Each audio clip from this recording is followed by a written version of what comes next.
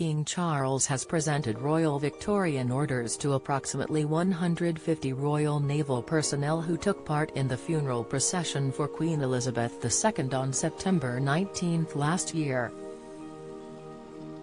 The monarch hosted a parade and medal presentation at Windsor Castle today, with over 100 naval ratings who drew the state gun carriage, which carried the Queen's coffin during the state service receiving honours. Get the latest royal news straight to your phone by joining our WhatsApp community.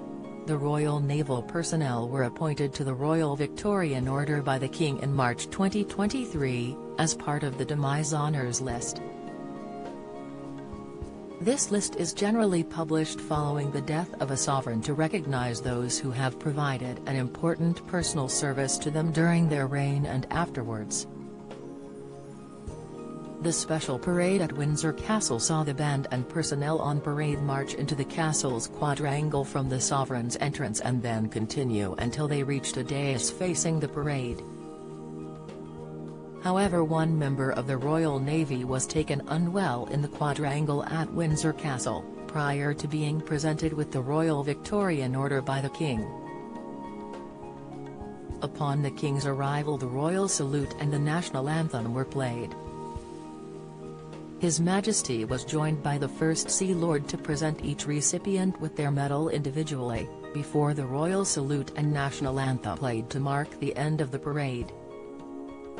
Queen Elizabeth passed away on September 8 last year at Balmoral at the age of 96, having spent 70 years on the throne. Her state funeral on September 19 saw thousands line the street to say goodbye to the beloved monarch, with 14-hour queues to see her coffin lying in state before the occasion. It was revealed this month that the funeral cost £162 million to the UK taxpayer, with the biggest costs covered by the Home Office, which paid £74 million towards the event. The Department of Culture, Media and Sports spent another £57 million, with foreign royals and world leaders from across the globe coming to Westminster Abbey to pay their respects. In a statement, Chief Secretary to the Treasury John Glenn described her death and the period of national mourning as a moment of huge national significance.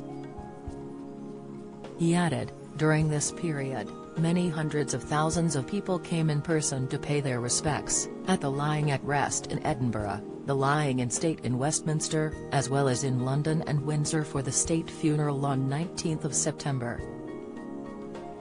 Don't miss Prince Harry and William's code and what it meant at royal funeral. Latest, King Charles dials down temperature of palace swimming pool in bid to cut costs, reveal, Kate seen as trusted lieutenant to King despite showing up. Charles, insight, many more people also came out to support His Majesty the King and other members of the royal family as they travelled around the UK during this time.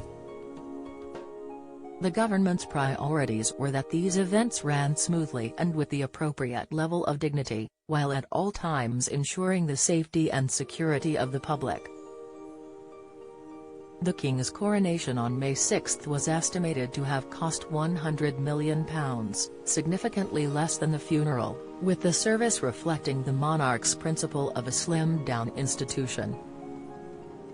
Both the length of the service and the guest list were cut down in comparison to the Queen's coronation in 1953, which cost the taxpayer £56 million when adjusted for inflation.